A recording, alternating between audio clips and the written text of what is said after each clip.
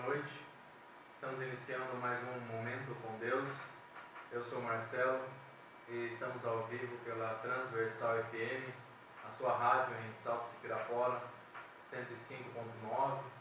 Também estamos online, ao vivo, pelo site radiotransversalfm.com.br. Também temos nosso canal no YouTube, que se chama Programa Momento com Deus, e lá temos disponíveis alguns programas a partir desse ano que gravamos.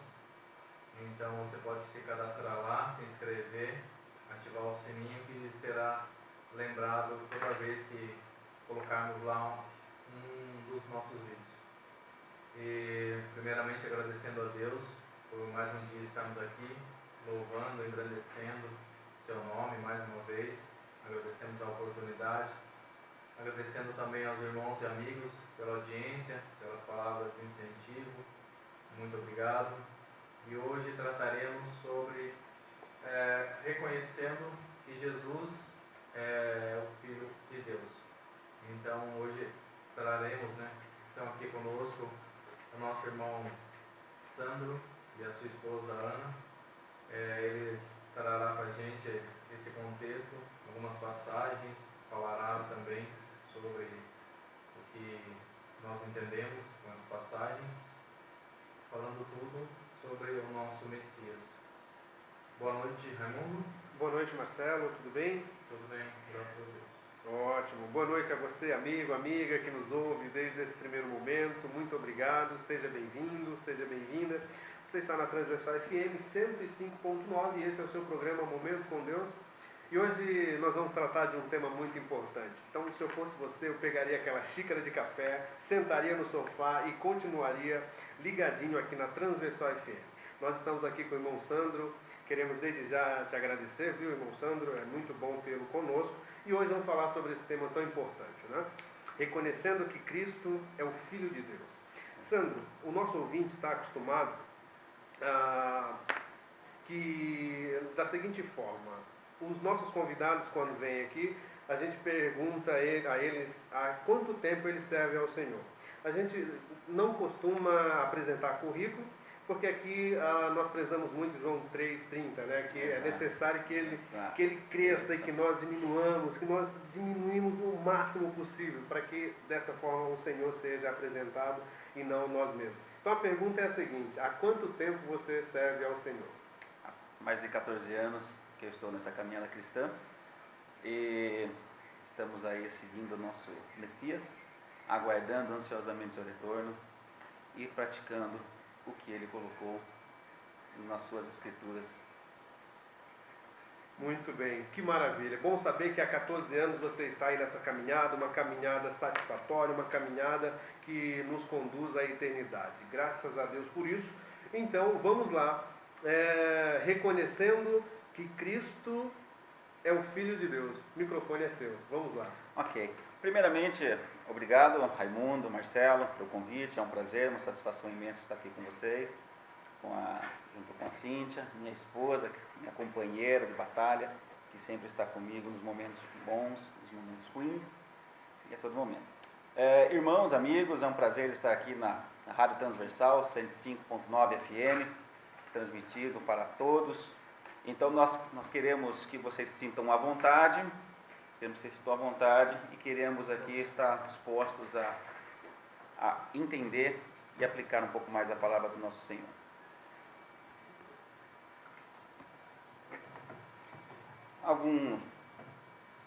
Queria também mandar alguns agradecimentos, né?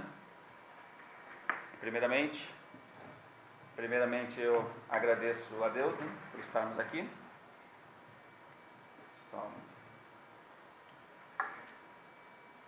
Primeiramente a Deus por estarmos aqui reunidos. A minha filha está um grande abraço a ela, que está também em Piracicaba, está online conosco, está nos prestigiando nessa noite. Ok? Ok, muito bem. Então, meu amigo, minha amiga, pegue sua Bíblia, vamos lá, nós vamos abrir no Evangelho de Mateus, no capítulo 3, a partir do versículo de número 13. do número 13. Pegue sua Bíblia, abra aí no seu celular, nós vamos fazer essa leitura. Marcelo, você faz essa primeira leitura então, por favor. Evangelho de Mateus, capítulo 3, versículo de número 13. Evangelho de Mateus, capítulo 3, versículo 13, diz assim a palavra do Senhor. Até o 17, sabe? Isso, por favor, Marcelo. Diz assim: Então Jesus veio da Galiléia ao Jordão para ser batizado por João. João, porém, tentou impedi-lo, dizendo: Eu preciso ser batizado por ti, e tu vens a mim?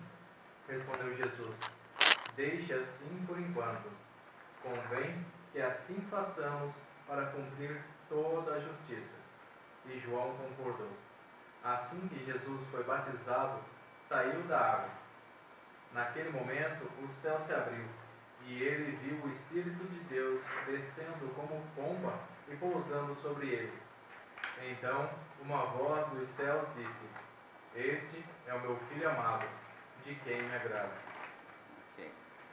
Nós estamos aqui refletindo nesse versículo de Mateus, capítulo 3, versículo do 13 ao 17.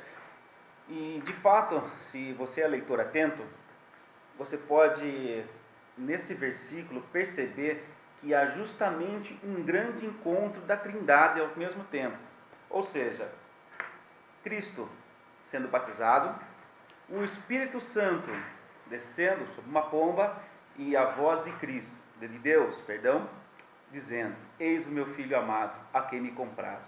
Então aqui é uma grande evidência do porquê nós devemos falar que Yeshua é o Mashiach, ou seja, que Jesus Cristo é o Filho de Deus. Ok? Então, nesse encontro, nós podemos perceber que há uma grande evidência da Trindade. Essa Trindade. Então, por que não crer no reconhecimento? Se o próprio Deus, nesse exato trecho, ele reconhece: Eis o meu Filho amado, em quem me comprazo. O grande encontro da Trindade está aqui. Então, não há o que discutir. Na realidade, algumas considerações que eu fiz aqui. Jesus, o grande homem, ele pertencia a um grupo étnico que era dos judeus, mas os seus mesmo, eles não acreditavam que ele era o Messias. Então, vamos fazer alguns esclarecimentos. Yeshua é Mashiach, ou seja, Jesus Cristo. Jesus é o Cristo, o ungido de Deus? Sim, nós cremos. Jesus de Nazaré é o Messias segundo o nosso entendimento, que somos cristãos, cristianismo. Nós cremos que as promessas antigas dos profetas foram se cumprindo através de sua vida. Ok? Essa é a primeira grande evidência do que Jesus é o ungido do Filho de Deus.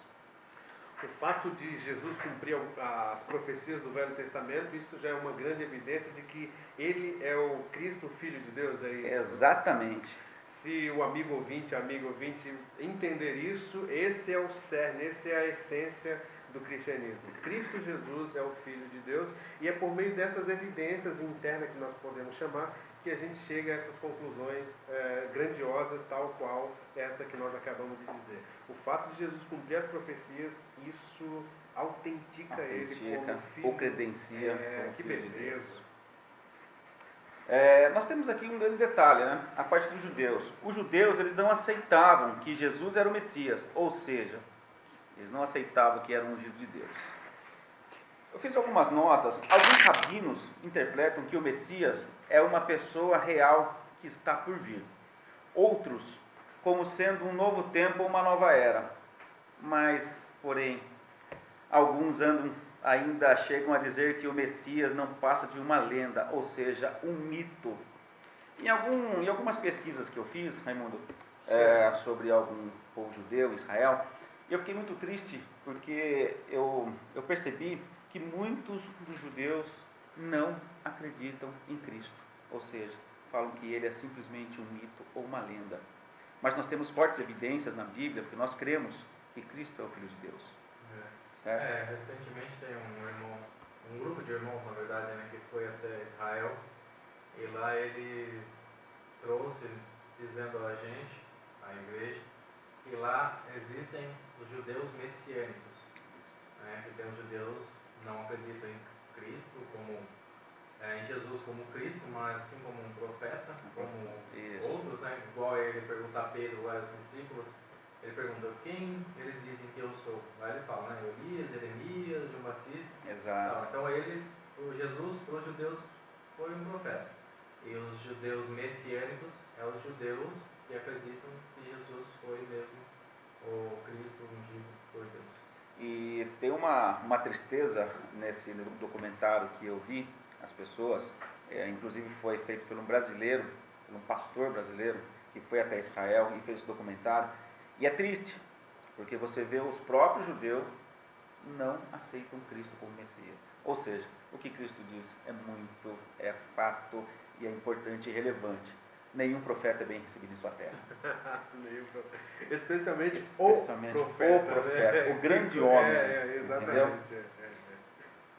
Mas antes da gente começar a passar para o Raimundo ler uma escritura, eu só queria fazer uma nota que a palavra Messias, né? Nosso aportuguesamento aqui, ela significa que veio do hebraico, Mashiach, quer dizer ungido, é o ungido de Deus, ou seja, Yeshua Mashiach, Jesus Cristo é o Senhor, é ungido. Então, se eles, a palavra feita em hebraico, escrita em hebraico, eles não acreditam, quem dera. Nós estamos aqui no Brasil, estamos falando de Cristo, e nós acreditamos que Jesus Cristo é o Filho de Deus, e o povo de Israel, eles não acreditam. Mas temos fortes evidências que nós podemos colocar entre nós, para que nós tenhamos mais algumas respostas sobre esse assunto. Ok? Muito bem. Bom, veja, a grandeza de Jesus realmente é um negócio magnífico, digno de toda a nossa atenção, mas eu devo dizer que a grandiosidade de Jesus, ela parece-me, eu não quero lançar nenhuma dúvida, obviamente, a ideia do programa é esclarecer, mas a grandeza, a grandiosidade que há em Cristo, eu acho que só é perceptível a corações humildes. Exato. E quando você se coloca nesta condição, você tem condições então de perceber quem de fato Cristo é. Boa parte dos judeus que não acreditam é porque eles ainda estão ligados ao físico, esperam um rei físico, um Messias que venha a cavalo e que reine terrenamente. Então, essas barreiras, esses empecilhos dificultam o entendimento verdadeiro a respeito de Jesus, mas eu devo dizer que está escrito em Pedro que Deus rejeita os soberbos, mas concede graça aos humildes. Então, entender quem é Jesus diz respeito, ou aliás, entender quem é Jesus, sua grandeza, sua majestade, facilita muito quando nós temos corações humildes, a ponto de dizer, eu vou ficar com aquilo que ele diz que é. Exatamente. Porque quando ele diz que é, e eu digo, não, mas há alguma coisa que, meu amigo, ele disse que é, e ponto. E se eu ficar tentando, cheio de dedo, tentar explicar, amigo, ele é e ponto final, e tem um detalhe, Deus não precisa dar explicações, né? Ele diz que ele é quem ele é, e nós precisamos ter corações humildes, inclinados para Deus, para que dessa forma entendamos quem de fato ele é e o que veio fazer. O apóstolo Paulo, inspirado pelo Espírito Santo, na primeira carta aos Coríntios, lá ele diz que os discípulos, em sua minoria, né, alguns eram de nobre nascimento, então a maioria de pessoas humildes, simples, né, como os apóstolos foram. Então nenhum era letrado, né, na lei nem nada, então eram só pessoas comuns, seres servos, né? Sim, isso não quer dizer que o intelectual não tenha condições, pelo contrário, o grande problema é que a intelectualidade, se ela não for canalizada por Jesus, ela vai causando empecilhos para que você acredite na simplicidade do rei, que inclusive está sustentando o globo nesse momento. Exatamente. E é uma coisa interessante que eu queria citar, que em Atos nós vemos os apóstolos, eles eram tímidos, mas após a descida do Espírito Santo, eles falavam com coragem. Por quê? Porque eles entenderam e receberam o Espírito Santo e começaram a entender que o reino havia chegado. Então, nós estamos aqui evidenciando alguns fatos, Marcelo, que realmente é difícil uma pessoa ler e não acreditar. É como se fosse um livro, que você pega um livro de história, você lê, você vai acreditar naquela história. A Bíblia, nós lemos, acreditamos, entendemos e cremos que Cristo é o Filho de Deus. Então, muitas pessoas não acreditam porque precisam de alguns fatos históricos, na verdade, mas acreditam em livros, tal qual o Ilíada de Homero, que tem cerca de uns 500 achados, né, dos manuscritos. A Bíblia, só o Novo Testamento tem mais de 5.000. Então, aí eles acreditam mais na história, né, em Homero, que era antes de Cristo, do que nos achados dos manuscritos do Novo Testamento, que é enorme a quantidade em comparação com os outros achados. E depois da Bíblia é o Ilíada de Homero e alguns outros, muito poucos, alguns filósofos gregos lá, mas é muito baixo em comparação a qualquer um. E daí eu gosto de lembrar você, amigo que nos ouve, que Agostinho de Hipona, ele diz o seguinte: para quem acredita, as provas são desnecessárias. Exatamente. Mas para quem não acredita, as provas são insuficientes. Então, veja você, como é que eu teço uma crença de que Jesus é um mito, né? Porque basicamente eu vou precisar do mesmo esforço ou mais para acreditar que ele é mito do que dizer Cristo é quem ele diz que é, ponto final, ele é o Filho de Deus. Então, eu diria que para você acreditar em Cristo como um mito, você exige de você mais esforço do que acreditar que ele realmente é quem ele diz que é e ponto final.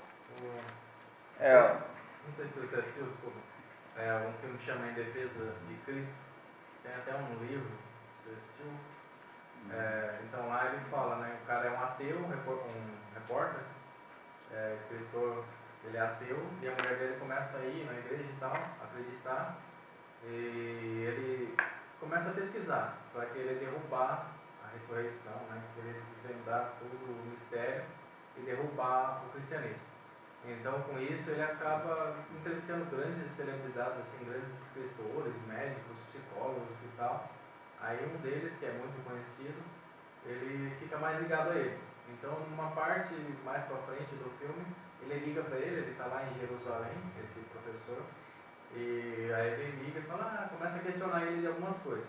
Aí o professor fala para ele, mas a minha explicação, né, o que você está me perguntando, vai depender dela para você crer ou você já tem uma decisão, independente da resposta.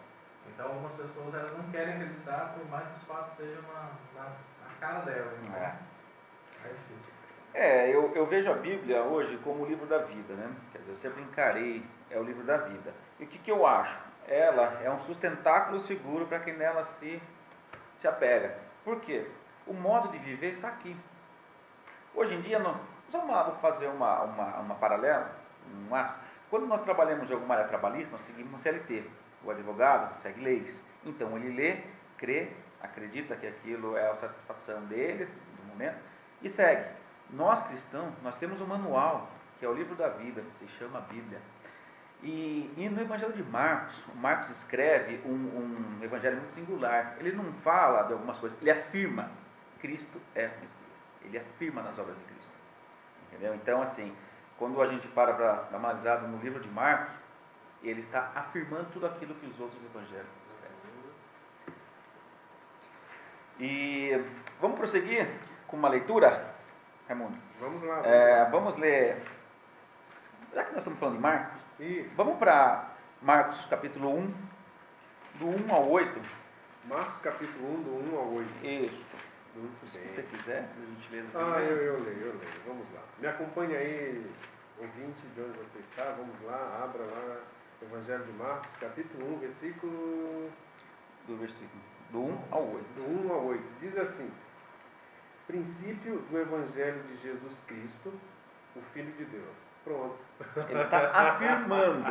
Só nesse primeiro ele já afirma: Cristo é o Filho de Deus. Pronto, Vamos fazer a oração final e... que beleza, que beleza. Vamos lá. Conforme está escrito no profeta Isaías: Enviarei à tua frente o meu mensageiro, ele preparará o teu caminho. Voz do que clama no deserto, preparem o caminho para o Senhor, façam veredas retas para ele. Assim surgiu João, batizando no deserto e pregando um batismo de arrependimento para o perdão dos pecados. A ele vinha toda a região da Judéia e todo o povo de Jerusalém, confessando os seus pecados, eram batizados por ele no rio Jordão. João vestia roupas feitas de pelos de camelo, usava um cinto de couro e comia gafanhotos e mel silvestre. E esta era a sua mensagem: depois de mim vem alguém mais poderoso do que eu, tanto que não sou digno nem de curvar-me e desamarrar as correias das suas sandálias. Eu os batizo com água, mas ele os batizará com o Espírito Santo. Muito forte, né? Muito bom. João Batista era o grande João Batista, né? Antes de ser aprisionado por Herodes. Eu consigo, às vezes, imaginar João Batista, Jesus naquela cena, chegando de frente com João. Eu que preciso do seu batismo, reconhecendo que ele é o Filho de Deus. Um grande reconhecimento que ele é o Messias. Não tem outro. Não. Jesus Cristo, esse eu reconheço, nós reconhecemos. Nós reconhecemos. É muito forte essa palavra, né? Porque ele fala, João Batista está falando, eu estou preparando o caminho, cuja eu não sou digno nem de desamarrar as sandálias das alparcas, em algumas versões falam, né? Então, quando ele fala isso, de repente ele olha e vê o próprio Filho de Deus ao seu encontro, imagina o impacto. Isso nós não estamos nem citando Atos dos Apóstolos, quando Paulo tem um encontro impactante no caminho de Damasco com Jesus Cristo. É uma coisa muito forte, né, Raimundo? Muito forte. Jesus tem assim uma capacidade imensa de nos envolver, e a Bíblia realmente é um livro no qual ele nos envolve a ponto de nós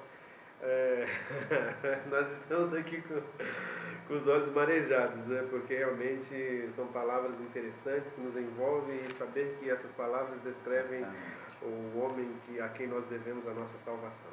Exato. Ele é o único e suficiente Salvador. Marcelo, as considerações? Não, pode continuar. Ok. Dando continuidade, eu queria compartilhar com vocês agora uma passagem. Está em Mateus também, 8, do 5 ao 13. O grande reconhecimento de um gentio, de um romano. Né? Um gentio. Que é o reconhecimento pelo centurião. É Mateus capítulo 8. Mateus capítulo 8, do versículo 5 ao 13. 5 ao 13. Diz assim a palavra do Senhor. Entrando Jesus em Cafarnaum, dirigiu-se a ele um centurião, pedindo-lhe ajuda. E disse: Senhor, meu servo está em casa, paralítico, em terrível sofrimento. Jesus lhe disse: eu irei curá-lo. Respondeu o centurião: Senhor, não mereço receber-te debaixo do meu teto, mas dize apenas uma palavra, e o meu servo será curado. Pois eu também sou homem sujeito à autoridade e com soldados sob o meu comando. Digo a um: vá, e ele vai, e a outro: venha, e ele vem. Digo a meu servo: faça isto, e ele faz. Ao ouvir isso, Jesus admirou-se e disse aos que o seguiam: digo-lhes a verdade, não encontrei em Israel ninguém com tanta fé. Eu lhes digo que muitos virão do Oriente e do Ocidente, e se sentarão à mesa com Abraão, Isaque e Jacó, no reino dos céus. Mas os súditos do reino serão lançados para fora, nas trevas, onde haverá choro e ranger de dentes. Então Jesus disse ao centurião: vá, como você creu, assim lhe acontecerá. Na mesma hora o seu servo foi curado. Ok. Então nós podemos ver aqui uma grande demonstração de fé por um centurião romano. O que era o centurião, né? Naquela época? Era exatamente um soldado que tomava conta de 100 soldados. Ou seja, ele era o superior àqueles soldados. Então, ele reconheceu que Cristo era o Senhor e bastava apenas uma única palavra que o servo dele ficaria curado. Pois ele também sabia que ele era homem de autoridade. Ele pedia para o soldado, vai, faça, e ele ia e fazia. E como ele não se sentia digno de que Jesus fosse com ele, o que ele falou? Senhor, apenas uma palavra e o meu criado ficará curado. Isso é demonstração de fé. E nós temos que, não tem um outro reconhecimento. E quando ele descia de volta na terceira hora, os outros servos vieram ao encontro e falaram, Senhor, seu servo está curado. Aí ele pergunta, que horas eram? Às 3 horas. Você imagina ele olhando para Cristo, arrepiando. Então é um momento que você tem que parar para analisar esses momentos de fé e reconhecer que realmente Cristo é o Senhor, o ungido, o enviado de Deus. Obrigado, para nos salvar. Bacana demais, não é? Nós estamos felizes aqui na Transversal FM, nós esperamos que essa alegria esteja aí com você também, onde quer que você esteja nos ouvindo. Esse centurião é muito interessante porque ele disse que não é digno, né? Exato. Bacana, né? Eu lembrei agora de um hino que há muito tempo eu não ouço, mas ele diz que, Senhor, quem sou eu para que entreis em minha morada? Né? Mas um fio da tua luz por uma telha quebrada ilumina minha vida para sempre, Jesus.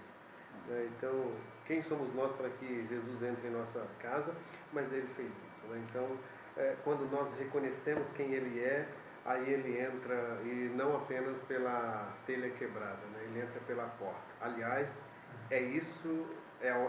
a porta é o lugar onde Jesus está agora, talvez aí ouvinte, batendo, esperando alguém que puxe essa maçaneta aí e ele entre logo. Que entre no coração e que converta os seus caminhos e que ele possa prosseguir nessa firme caminhada com Cristo. Com Cristo, exatamente.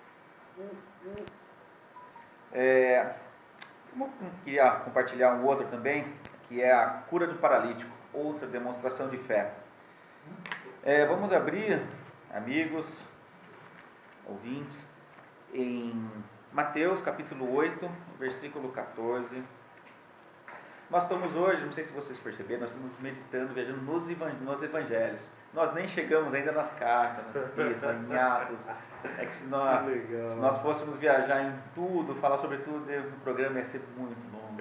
Um dia inteiro de programa seria bom. Então vamos lá, vamos abrir em Mateus, capítulo 8, do versículo 14 ao 17. O Evangelho de Mateus, capítulo 8, versículo de número 14, nós iremos ler até o versículo de número 17. Isso. Diz assim: Entrando Jesus na casa de Pedro, viu a sogra deste de cama, com febre. Tomando-a pela mão, a febre a deixou, e ela se levantou e começou a servir. Ao anoitecer, foram trazidos a ele muitos endemoniados, e ele expulsou os espíritos com uma palavra e curou todos os doentes. E assim se cumpriu o que fora dito pelo profeta Isaías.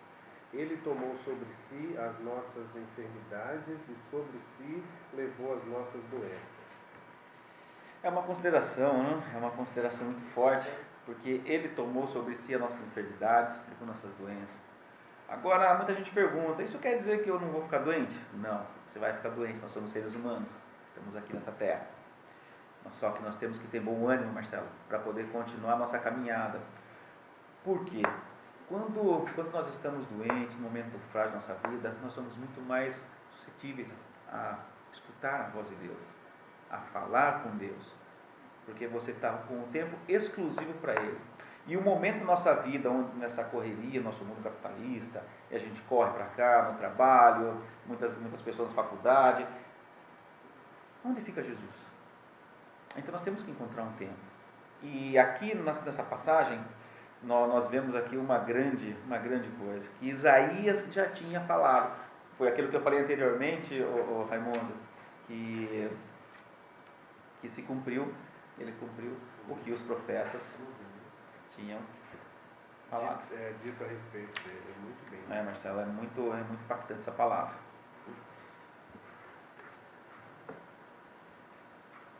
Então, aí a gente vê, né, a prioridade das pessoas quanto ao aprendizado. Você diz, né, tem que ter um tempo. Com certeza, todo mundo tem que ter um tempo, todos os dias, para ler, para orar, para debruçar, para, como se diz, meditar, refletir na palavra, principalmente. Então, a gente vai e faz nosso cronograma ali, de acordo não com o nosso tempo, mas com o nossa prioridade. Exato. Então a gente tem nosso trabalho, nossas tarefas, nossos afazeres do dia a dia, então, mas a gente não pode deixar Deus de lado, né, a leitura e tudo mais. Então a gente tem que deixar e separar exclusivamente um tempinho ali para ele. Tempinho não, né? Enquanto puder. Se tiver vários intervalos e falar agora é a hora, pronto. Ali é a sua oportunidade, a sua chance de crescer mais um pouquinho. Isso é um momento, essa palavra é muito, o Marcelo colocou, é muito pertinente, porque quando nós deixamos de lado as coisas divinas ou as escrituras e não meditamos, né, o que acontece? Nós somos levados a praticar a nossa cultura. Então nós somos aculturalizados com isso e nós vamos acabando esquecendo dos primórdios, ou seja, a palavra de Cristo.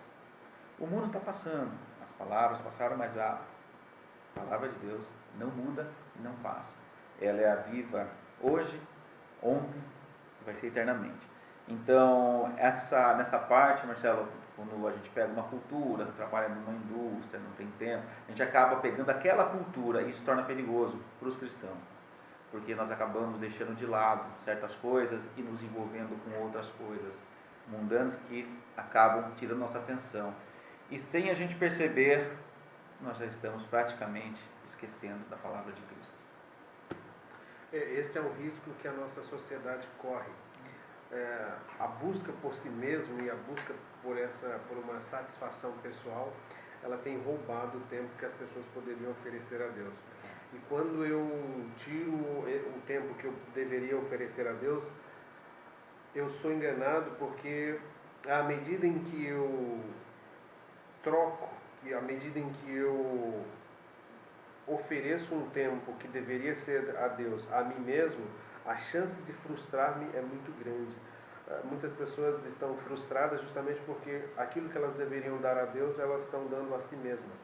E o homem não consegue realizar-se encontrando-se a si mesmo. Então, a sociedade no geral, e a gente corre um risco, nós como cristãos, de ir nesse mesmo trilho, e os afazeres, a correria do dia a dia, enfim, isso pode ofuscar o tempo que a gente deveria dar a Deus.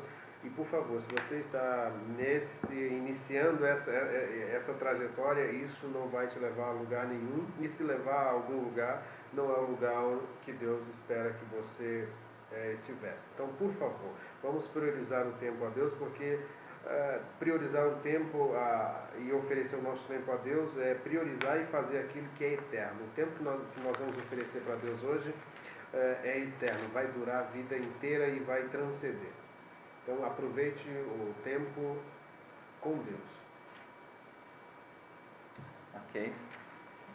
Eu gostaria de meditar em mais uma palavra. Vamos lá. Em Marcos, capítulo 5, do 21 ao 24. Lembrando só, nossos irmãos, que eu separei, a gente tinha uma infinidade de escrituras para demonstrar sobre esse tema, porém, como o nosso tempo é curto, então nós temos que fazer um resumo. Okay? E remindo o tempo. Aqui na prática a gente... E por sinal está passando rápido demais. Passa muito rápido, Passa gente. muito rápido. Uma hora é muito... Especialmente falando de assunto tão importante, tão Exato. brilhante quanto esse. Marcos capítulo 5, Isso, capítulo 5, do 21 ao 24. Ok. Tendo Jesus voltado de barco para outra margem, uma grande multidão se reuniu ao seu redor, enquanto ele estava à beira do mar. Então chegou ali um dos dirigentes da sinagoga, chamado Jairo. Vendo Jesus, prostrou-se aos seus pés e lhe implorou insistentemente: minha filhinha está morrendo. Vem, por favor, e impõe as mãos sobre ela, para que seja curada e que viva. Jesus foi com ele. Que maravilha, né? Uma grande multidão o seguia e o comprimia. Até o 24, né? Isso. Perfeito. Então aqui nós podemos analisar esse versículo que Jairo, ele cria. Ele creu que Cristo é o Filho de Deus e pediu que ele fosse até a sua casa ressuscitar tua filha. E ele foi. Você quer uma prova maior que essa, que Cristo? Quem tem o poder da vida? Quem tem o poder da morte? Se não for Cristo, que é Deus, que é. Não tem outra explicação. Nós estamos aqui falando algumas evidências que é fortíssima, né, Raimundo? Sim, onde nós podemos ver, crer, eu creio, que tudo isso que nós estamos vivendo aqui, lendo, fazendo, tudo isso aconteceu. Eu creio em tudo isso. Para mim não é um mero livro de história, e sim acontecimentos e fatos, consumado pelas Escrituras de Deus. Muito bem. E não nos consta que Jairo fosse um aluno de teologia. Exato. Não. Jesus é quem ele é, meu amigo, e corações como o de Jairo, como o seu, como o meu, como o nosso, o reconhece, e Jesus aceitou Jairo prostrar-se diante dele, evidenciando assim de que de fato o entendimento de Jairo a respeito de Jesus era correto. E quantas pessoas não creram que estavam, ou alguns curiosos que foram ver a ressurreição? Você imagina, quantas pessoas não creram que Cristo, que Jesus é o Messias? É o Messias. É incrível, né, Marcelo? É incrível. Ou seja, nós estamos vendo aqui, Raimundo, um breve resumo que nós estamos falando, que João Batista preparou o caminho, Marcos, capítulo 1, do 1 ao 8. O batismo de Jesus, por João Batista, que foi um grande encontro. Depois foi a demonstração de fé do grande centurião. A cura do paralítico. Nós acabamos de ver, ele vê o poder de Cristo sobre demônios e doenças, pois ele levou sobre si nossas enfermidades. E também acabamos de ver o poder de Jesus sobre a morte. Ou seja, mesmo que ele diz, ainda aquele que crê, mesmo que está morto, ressuscitará. Muito bem. E aí, Marcelo, que tal? O Filho de Deus é aquele que diz: olha, se você crê em mim, ainda que morra, viverás. Que bacana, né? Ele é o único que pode cumprir. Exato. E cumpriu, né? Nós vimos aí. Cumpriu, não acredita nele. Meu amigo, aí que tá, né? Fazendo um parênteses aqui no programa, sempre faz isso.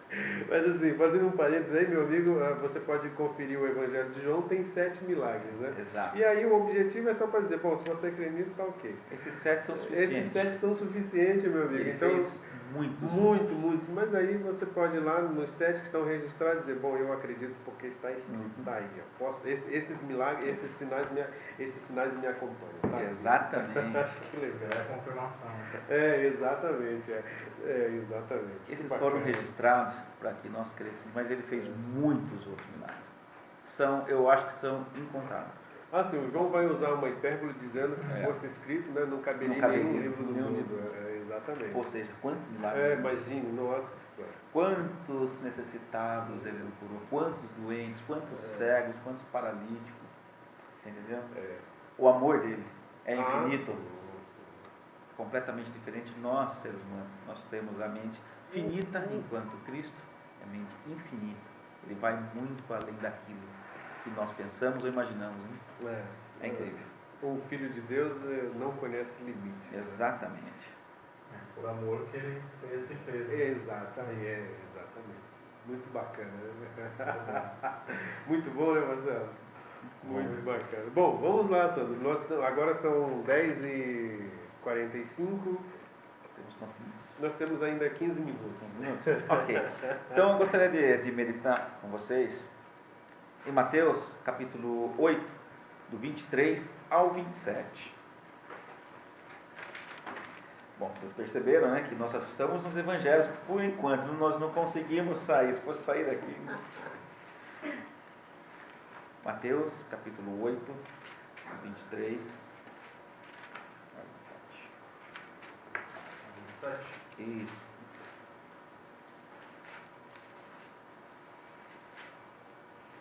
No Evangelho de Mateus, capítulo 8, verso 23, diz assim a palavra do Senhor. Entretanto, entrando ele no barco, seus discípulos o seguiram.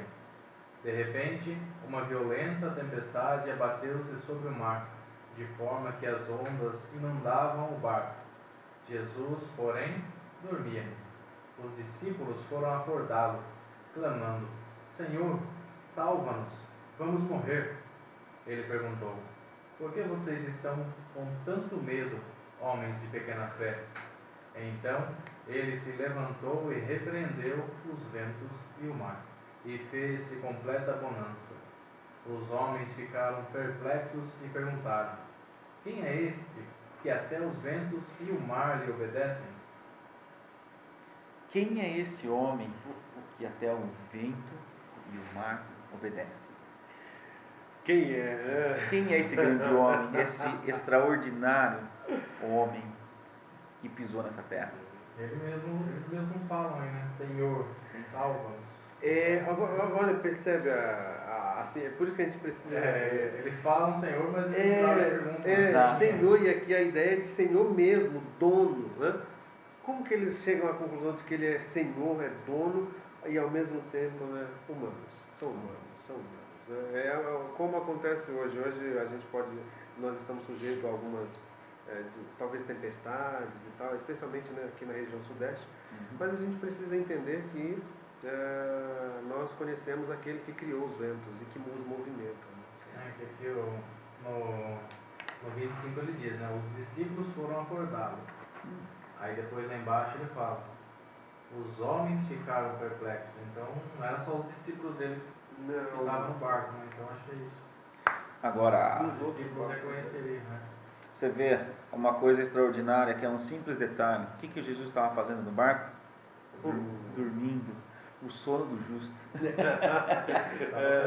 Estava tranquilo enquanto os homens se descabelavam, uma moda de falar, ficavam nervosos, aflitos, atônitos a todo momento. Cristo fazia o quê? Dormia.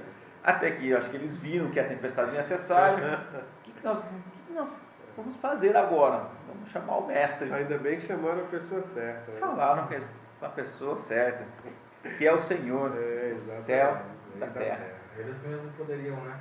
Se tivessem fé. Se eles tivessem consciência de quem estava no barco, porque a ideia de que Jesus dorme, porque quem dorme é quem tem controle. Meu. Exatamente. Nada vai acontecer sem a permissão dele, então vamos dormir. Eu acho que se todos nós crescêssemos na palavra como deveria ser, nós não ficaríamos aflitos, não ficaríamos nervosos com as coisas do dia a dia, viveríamos um dia de cada vez, porque a palavra do Senhor, ela nos sustenta. Então, você quer aprender a viver? Aqui é o livro da vida. Esse é o manual para aquele que crê, para o cristão. É Jesus mesmo que diz que se sua fé fosse do tamanho de um grão de mostarda, você diria aquela montanha. Exato. Vá, despenca-se no mar. Então, é simples, né? Oh, meu pai. Basta muita fé. Que Deus nos ajude. E a gente, nós duvidamos da fé, né? E em sequência, eu vou só citar uma outra escritura, não vamos nem ler, que está em Marcos, do capítulo 6, do 45 ao 51. Se você vê, né? Que você para analisar. Jesus é aquela passagem que Jesus anda sobre as águas. Ah, sim, sim. Vamos analisar. Ele acalmou a tempestade, cessou-se os ventos, ele anda sobre as águas. Um domínio completo. Não pode ser um ser humano qualquer, um simples ser humano. É o Cristo, Filho de Deus, é o Filho do Deus vivo. Exatamente. Então não tem como nós discutirmos alguma coisa que vá além do que está escrito, porque Ele é o Cristo. Ele tem o poder de acalmar o mar, cessar os ventos e andar sobre as águas. Realmente. É um fato incrível. Incrível. E aí eu devo dizer que nós falamos sobre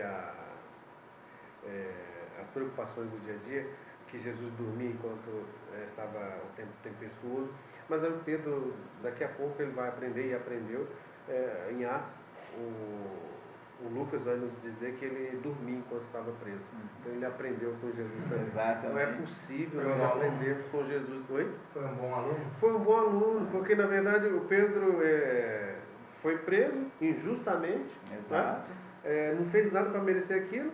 Bom, mas já que está preso, vamos dormir. Exato. Porque a gente conhece o dono da vida, o cara que está quem tem o controle do universo, nós conhecemos, é o Messias. Então vamos dormir, vamos ficar tranquilos. Não estava preocupado. Essa passagem é muito legal, Bacana, né? que o Raimundo citou. Saber.